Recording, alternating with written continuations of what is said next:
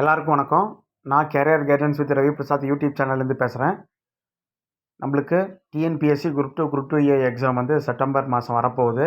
நம்ம முக்கியமான current affairs பார்ப்போம். தமிழ்நாட்டில் தொடங்கப்பட்ட மகளிர் உரிமை திட்டம், அதாவது அதோட முழு பேர் பார்த்திங்கன்னா கலைஞர் மகளிர் உரிமை தொகை. ஆரம்பிக்கப்பட்ட தேதி செப்டம்பர் 15, 2023. இதோட முக்கிய நோக்கம் பெண்களின் குடும்ப சுமையை குறைக்க மற்றும் சமூக நலன்களை உயர்த்த. மாதம் 1000 ரூபாய் வழங்கப்படுகிறது. 2024 இந்தியா எத்தனாவது முறையாக சந்திரனில் தரையிறக்கம் செய்தது? அதாவது 2023 ஆகஸ்ட் 23. அதாவது வருஷமும் 23, தேதியும் 23, ஈஸியாக ஞாபகம் வச்சுக்கோங்க. 2023 ஆகஸ்ட் 23ஆம் தேதி சந்திராயன் 3 சந்திரனோட தெற்கு துருவத்தில் தரையிறங்கியது. சந்திரனோட தெற்கு துருவத்தில் செயற்கைக்கோள் தரையிறங்க செய்த முதல் நாடு இந்தியா. அதாவது மற்ற துருவத்தில் தரையிறங்க செய்த நாட்டில் 4வது இடம்.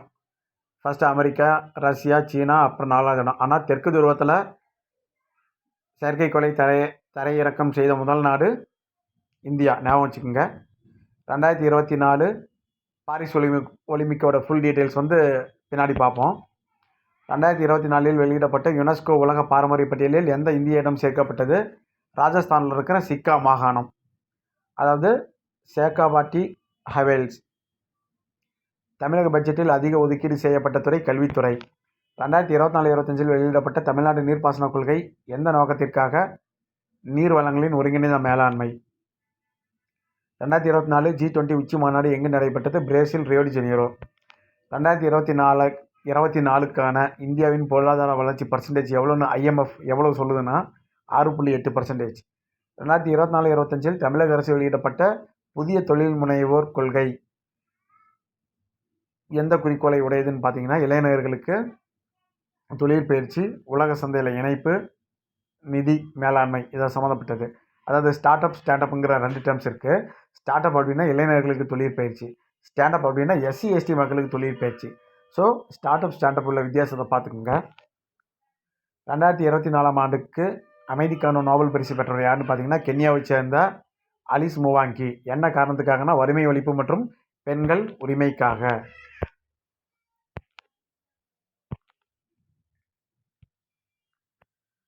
அப்புறம் அமெரிக்காவின் உயர்நீதிமன்றம் சமூக வலைதள பயன்பாட்டில் வயது சான்றிதழ் தேவைப்படுவதை தடை செய்ய மறுத்தது. எங்கன்னா மிசிசிப்பியில் நடந்த ஒரு சமூக வலைதள பிரச்சனை சம்மந்தமாக. அப்புறம் WPI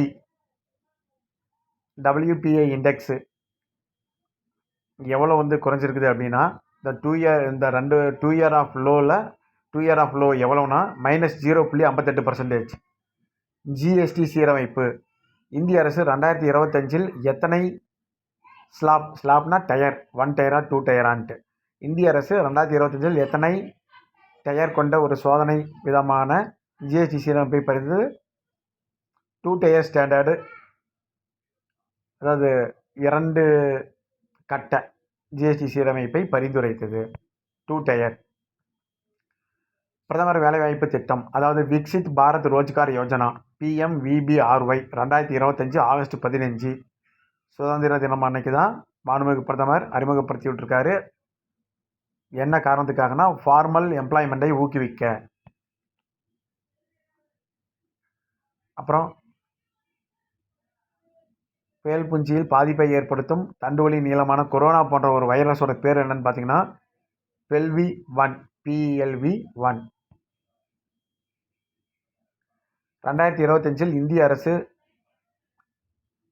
நடவடிக்கை கொள்கை ஒன்றை உருவாக்கியது, அதாவது டெமோகிராஃபி மிஷன். இது எந்த முக்கிய பிரச்சனைக்கு தீர்வு சொல்லும் முயற்சி? டெமோகிராஃபி மிஷன் அப்படிங்கிறது எந்த பிரச்சனைக்கு தீர்வுன்னு பார்த்தீங்கன்னா, illegal immigration, social and national security impact.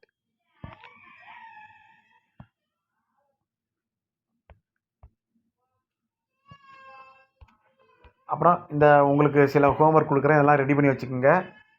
2024 ஒலிம்பிக்கு, 2024 நோபல் ப்ரைஸோட ஃபுல் லிஸ்ட்டு, அப்புறம் Jnanpith prize, Booker prize, Padma விருதுகள், ஆதித்யா L1 மிஷனை பற்றி, ககன்யான் பற்றி, இந்தியாவோட பட்ஜெட் 2025 பற்றி, யூனிஃபார்ம் சிவில் கோடு ரீசண்ட் சட்ட திருத்தம் பற்றி, உமன் ரிசர்வேஷன் பில் பற்றி,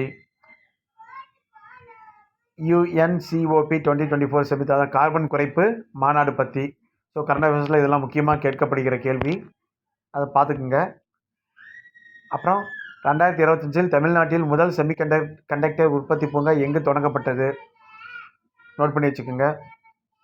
ஆன்சர் என்னென்னு கமெண்ட் பண்ணுங்கள். 2024-25 தமிழ்நாடு பட்ஜெட்டில் அறிமுகமான கலைஞர் உமன் சேவிங் ஸ்கீம் 2.0 என்ன வழங்குகிறது?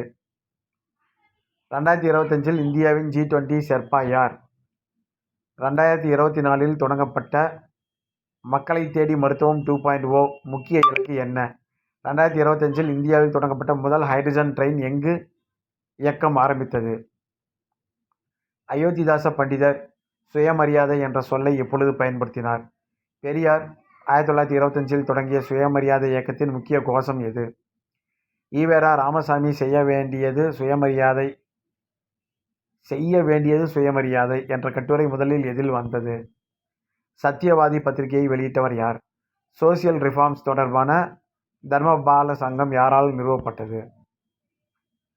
2024 திருத்தப்பட்ட தமிழ்நாடு பஞ்சாயத்து ஆக்டில் புதிய பிரிவு எது? கவர்னர் ஸ்டேட் கவர்மெண்ட் கான்ஃப்ளிக்ட் தொடர்பாக 2025 உச்சநீதிமன்றம் எதை தீர்மானித்தது? ரைட் டு சர்வீசஸ் ஆக்ட் தமிழ்நாட்டில் எப்பொழுது அமல்படுத்தப்பட்டது? சீஃப் செக்ரட்டரி ஆஃப் தமிழ்நாடு 2025 யார்? 2024 அறிமுகப்படுத்திய டிஜிட்டல் இந்தியா ஆக்ட் எந்த சட்டத்தை மாற்றுகிறது? ஏற்கனவே சொன்ன மாதிரி கலைஞர் மகளிர் உரிமை தொகை திட்டத்தின் 2025 அதிகபட்ச பயன் பெறுபவர்கள் யார்? முதல்வரின் காலை உணவு திட்டம் 2024 அதை பற்றி. இது எத்தனை மாணவர்களை சென்றடைகிறது? காலை உணவு திட்டம் எப்போ ஆரம்பித்தாங்க? இதை பற்றி நோட் பண்ணி வைங்க. கிரீன் தமிழ்நாடு மிஷன் 2025 இலக்கு எவ்வளோ கோடி மரம் நடுதல்? கலைஞர் மெமோரியல் எங்கு கட்டப்படுகிறது? விழித்தெழு தமிழ்நாடு 2040 விஷன் டாக்குமெண்ட்டில் முதலிடம் பெற்ற துறை எது? இந்த கேள்விலாம் பார்த்து வச்சுக்கோங்க.